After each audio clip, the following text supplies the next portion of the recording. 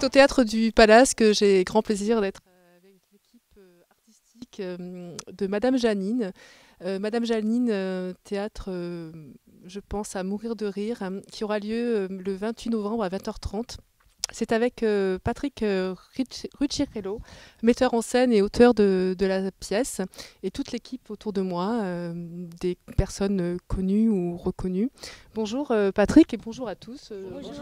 Coucou. Patrick, commençons par vous. Vous êtes auteur et metteur en scène de Madame Janine. Oui.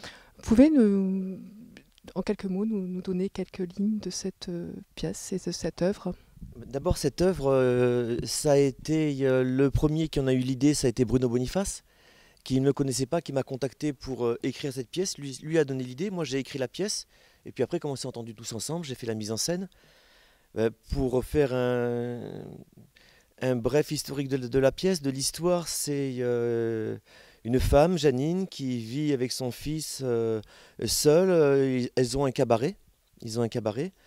Et le cabaret ne marche pas bien, donc ils décident d'en faire une nouvelle affaire. Et ils décident de monter une boîte échangiste de luxe pour gens célèbres. Et donc dans cette pièce-là et dans cette boîte échangiste, on va voir venir des gens dont je tairai les noms pour que vous puissiez avoir la surprise, mais beaucoup de gens célèbres et connus, pas moins de, je crois, de 12 à 15 personnages imités par Bruno. Alors Bruno, forcément, là je suis obligée de me retourner vers lui, excusez-moi. Bruno, vous êtes, comme le disait Patrick, vous êtes à l'initiative de cette œuvre.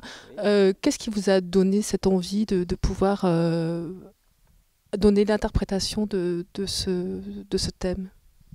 En fait, moi je suis donc imitateur, je fais un one-man sur scène tout seul, en one-man show. Et ce qui m'a donné envie de faire cette pièce, de jouer dans cette pièce, c'est de faire 12 personnages dans une pièce de théâtre, dans une comédie. Pour le moment, il n'y a aucun imitateur qui a joué dans une pièce de théâtre, qui a fait 12 personnages, 12 imitations différentes. Et voilà, ce qui m'a donné envie, c'est ça, quoi. Alors c'est ça, parce qu'on vous connaît de votre carrière humoristique, enfin d'artiste humoristique. Vous passez souvent dans la région, notamment du Vaucluse. Vous êtes connu dans notre région. Qu'est-ce que vous ressentez lorsque vous êtes sur scène en one-man show et sur cette scène où justement vous êtes entouré d'autres artistes et d'autres acteurs? Déjà quand on est sur scène seul, bon, on est seul, tout seul. C'est vrai que là, c'est vrai que c'est une première pour moi aussi, c'est tout nouveau hein, en fait quand on travaille avec plusieurs comédiens. C'est beaucoup mieux parce qu'il y a des répliques à respecter, il y a le texte où il ne faut pas trop non plus déborder parce qu'il il faut que ça soit comment dire, carré quoi, pour les répliques des autres, qu'on n'a pas dans le one-man show. Sur le one-man show, on fait un petit peu ce qu'on veut. Quoi, hein. Et là, c'est vrai que c'est assez carré, mais c'est plaisant parce que pour moi, en fait, c'est plus facile déjà pour les textes, pour retenir les textes, parce que bon, il y a la réplique des autres. Et en fait, c'est beaucoup de... Je me suis planté. Il se crée une complicité entre les comédiens. Voilà, il se crée une complicité entre les comédiens. Alors, il se régale. Non, moi je le dis, vous savez, il se régale. Puis bon, après on se le chauffe un peu. Hein. Il faut voir ce qu'on lui fait. Hein. Parce qu'il y a Carlotta dans l'histoire. Carlotta, elle est très chaude, tu sais. Elle aime le sexe. Et c'est sa femme. Attention, ce qu'elle y fait, Carlotta. Hein. Excellent. Alors, vous, en tant qu'artiste femme, comment vous avez réagi à cette proposition de cette œuvre théâtrale? Moi, d'abord, j'ai dit non. Après, quand j'ai vu le texte, j'ai dit oui. Et sur scène, je me régale. Non, c'est une belle aventure humaine. Moi aussi, je fais du one-woman show. Et être en équipe, c'est véritablement un bonheur. Et on a partagé des mois de répétition ensemble. Et effectivement, quand on est nombreux, il y a un travail d'équipe qui fait qu'on se soutient les uns les autres. Et c'est une belle aventure. Alors, la rencontre entre artistes, comment elle s'est faite? Enfin, on a l'impression effectivement que la complicité est là, donc vous avez déjà travaillé ensemble. Oui. Avec Bruno, on avait déjà travaillé ensemble, on avait déjà eu la chance de faire des plateaux ensemble, et puis on s'est toujours bien entendu, donc bon, c'est un peu on s'en est parlé, puis on a dit oui, ça pourrait se faire, etc. Ça a mis du temps, hein, du jour où on s'en est parlé au jour où ça s'est réellement passé. Il y a de l'eau qui a coulé sous les ponts, mais aujourd'hui on est heureux que ça ait pu voir le jour, et puis on espère que ça va avoir une belle carrière, cette pièce. En tout cas, on va tout faire pour. Qu'est-ce qui ressort humainement, j'ai envie de dire, émotionnellement de chacun de vous? Qu'est-ce qui ressort de cette pièce? Alors c'est difficile de faire parler tout le monde, mais Bruno, Ghislaine?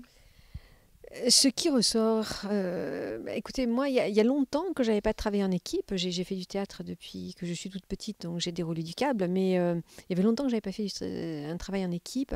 Et j'ai redécouvert cette ambiance où on est plusieurs, où on échange ensemble, où on grignote ensemble, où on ne dort pas tous ensemble, mais on dort, je dirais, oui, le soir. Un peu comme les ados, on refait des veillées avec les textes à la main, où on répète tardivement, etc. Et on a un peu l'impression qu'on repart des années en arrière. C'est assez sympa, ça. Oui, oui. Moi, en tout cas, j'ai beaucoup apprécié. Bruno? Moi aussi, j'ai beaucoup apprécié, non, c'est vrai. Tu copies? J'ai beaucoup apprécié, et comme je vous dis tout à l'heure, je vous disais, c'est agréable pour moi, c'est de faire pas mal de personnages dans cette pièce.